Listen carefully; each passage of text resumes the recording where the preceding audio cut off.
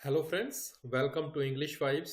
मैं सूरज सिंह आपका English vibes के इस वीडियो में स्वागत करता हूं। इससे पहले मैंने बहुत सारे वीडियोस अपलोड किए हैं जिनमें मैंने डेली लाइफ में इस्तेमाल होने वाले सेंटेंसेस को आपके साथ शेयर किया है।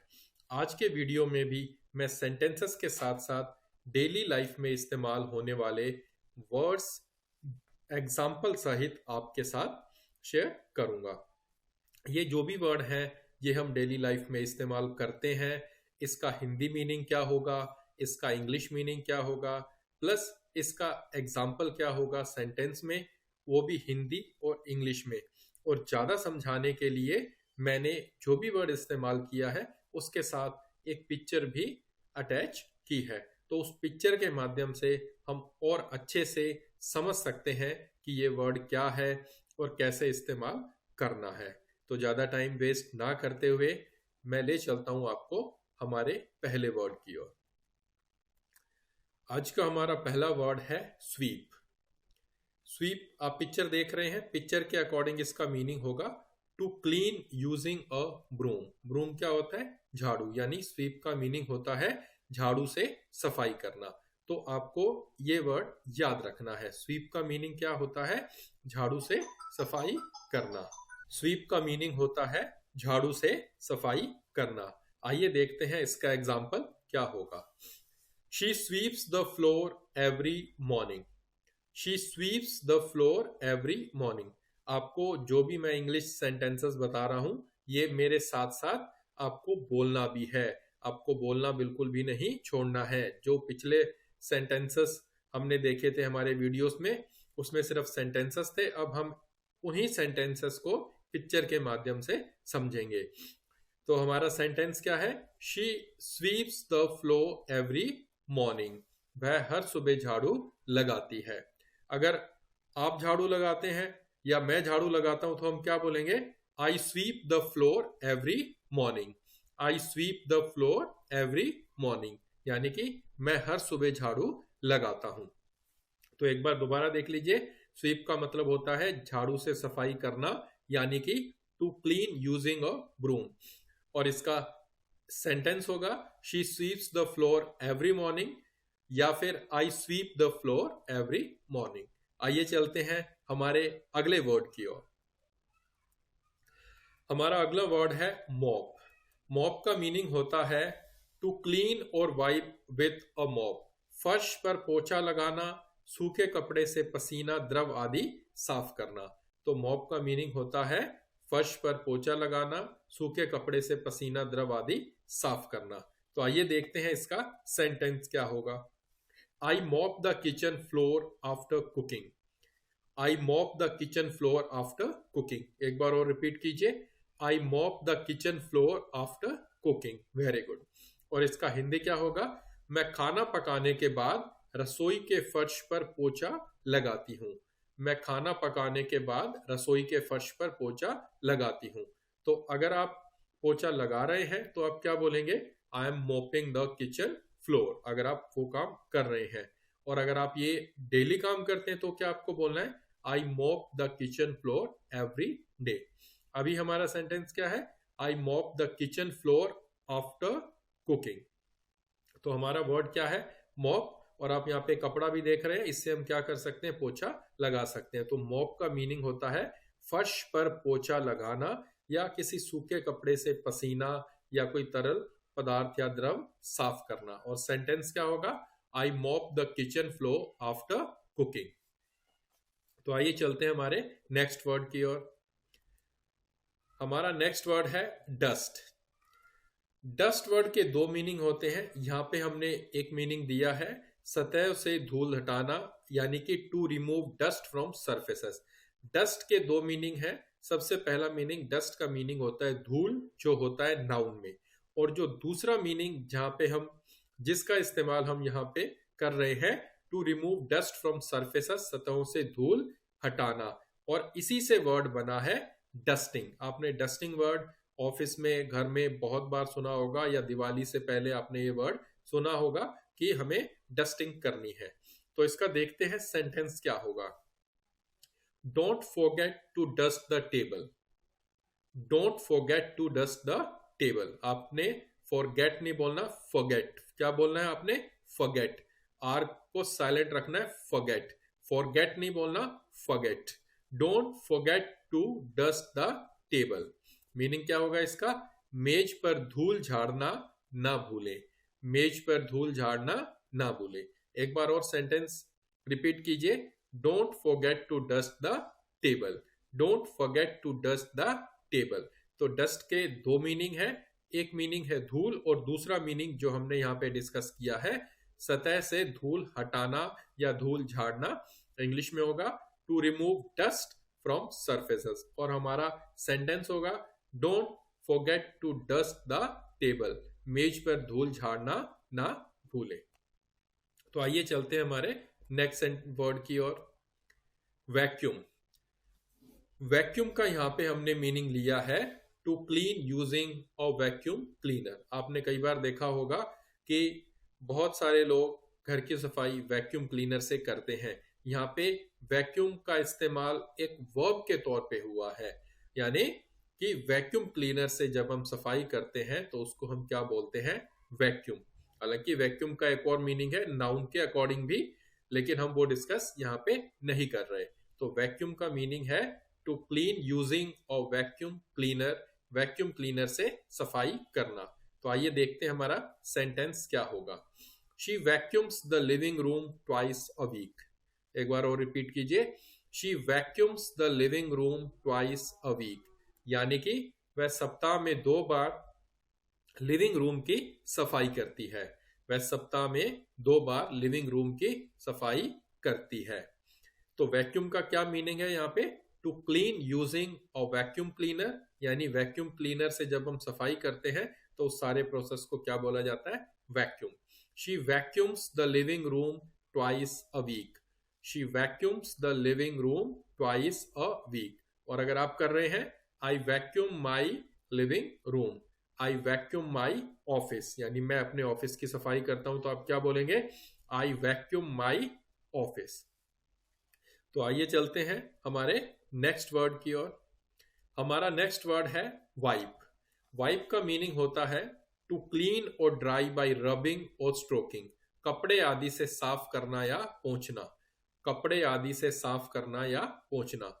तो और इसका सेंटेंस होगा please wipe the table after eating. जब भी हम खाना खाते हैं, खाना खाने के बाद टेबल को हम क्या करते हैं? साफ करते हैं। तो उसको हम क्या बोलते हैं? Wipe. Please wipe the table after eating. कृपया खाने के बाद मेज पोंछ लें। कृपया खाने के बाद मेज पोंछ लें। तो वाइप का मीनिंग क्या होगा?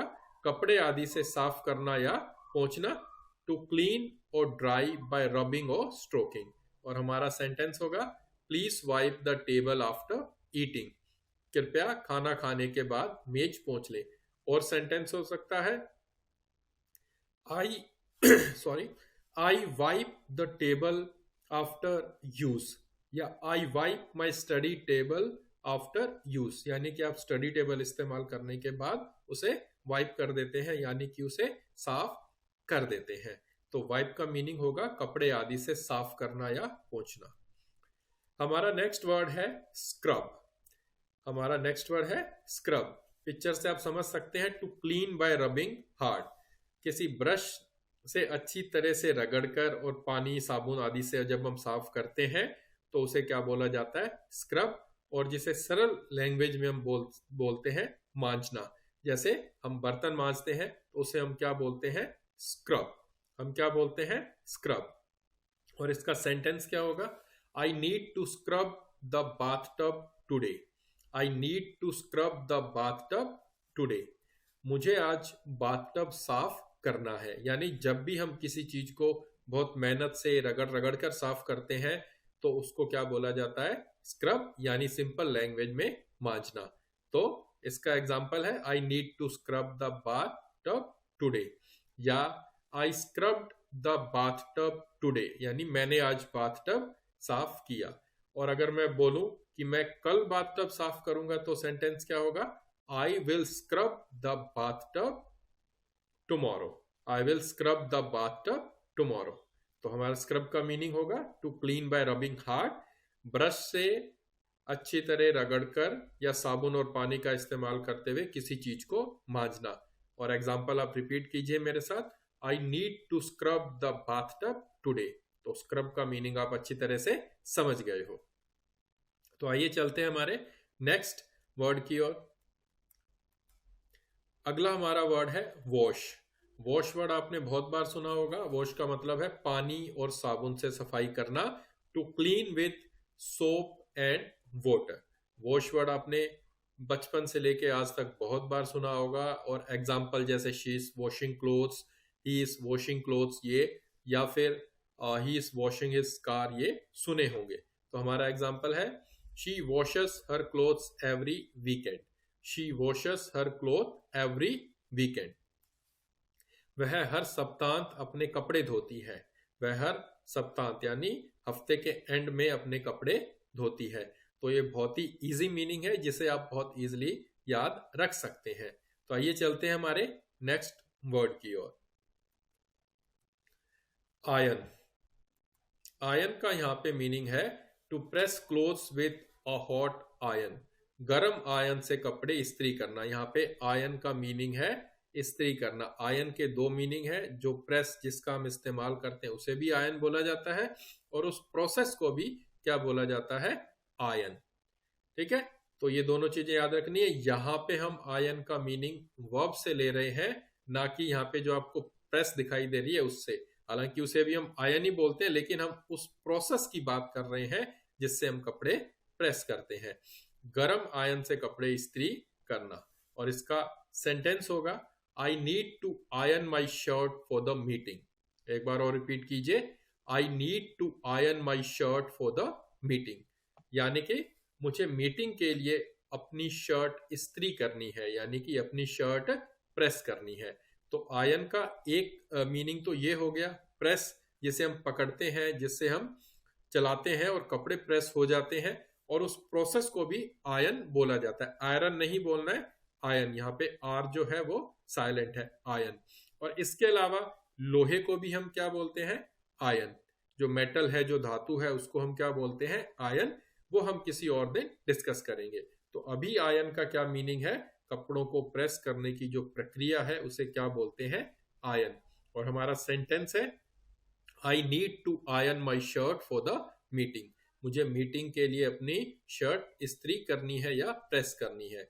या आई आयन माई क्लोथ्स डेली। मैं अपने कपड़े डेली इस्त्री करता हूं। आई आयन माई क्लोथ्स डेली। तो आइए चलते हैं हमारे नेक्स्ट वर्ड की ओर। फोल्ड। फोल्ड वर्ड आपने सुना होगा। फोल्ड का मीनिंग होता है to bend something to bring parts together. आप इस पिक्चर से देख सकते हैं, हमने कपड़ों को तय किया हुआ है, फोल्ड किया हुआ है, किसी चीज को मोड़कर एक साथ लाना। जब हम मोड़ते हैं तो कपड़े क्या हो जाते हैं? एक तरह से व्यवस्थित हो जाते हैं। तो फोल्ड का मीनिंग है किसी चीज को मोड़कर एक साथ रखना या लाना। और इसका सेंटेंस होगा please fold the clothes and put them away. Repeat कीजिए मेरे साथ। Please fold the clothes and put them away. दोबारा रिपीट कीजिए। Please fold the clothes and put them away. यानी कि कृपया कपड़ों को मोड़कर दूर रख दें। कृपया कपड़ों को मोड़कर दूर रख दें। तो फोल्ड का मीनिंग है किसी चीज को मोड़कर एक साथ रखना या लाना। Please fold the clothes and put them away. या फिर I fold my clothes every day. मैं अपने कपड़े रोज मोड़कर या तय करके रखता हूं। तो ये हो गया फोल्ड का मीनिंग और उसके एग्जाम्पल। हमारा आज का एक और वर्ड है ऑर्गेनाइज। ऑर्गेनाइज का मीनिंग होता है टू अरेंज और ऑर्डर थिंग्स, यानी कि चीजों को व्यवस्थित करना।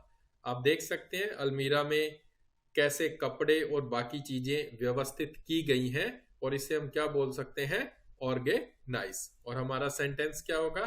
Let's organise the books on the shelf. Let's organise the books on the shelf. एक बार और रिपीट कीजिए। Let's organise the books on the shelf. आइए किताबों को शेल्फ पर व्यवस्थित करें। आइए किताबों को शेल्फ पर व्यवस्थित करें। तो ऑर्गेनाइज का मीनिंग क्या हो गया? व्यवस्थित करना। ऑर्गेनाइज का मीनिंग हो गया व्यवस्थित करना। जैसे आई ऑर्गेनाइज्ड माई बुक्स, मैंने अपनी किताबें व्यवस्थित की। अगर आप और कुछ व्यवस्थित करते हैं तो आप वो वर्ड यहाँ पे इस्तेमाल कर सकते हैं। आई ऑर्गेनाइज्ड माई डैश, जो भी चीज आपने व्यवस्थित की है उसे यहाँ पे बोल सकते हैं। तो ऑर्गेनाइज का मीनिंग क्या हो गया? चीजों को व्यवस्थित करना।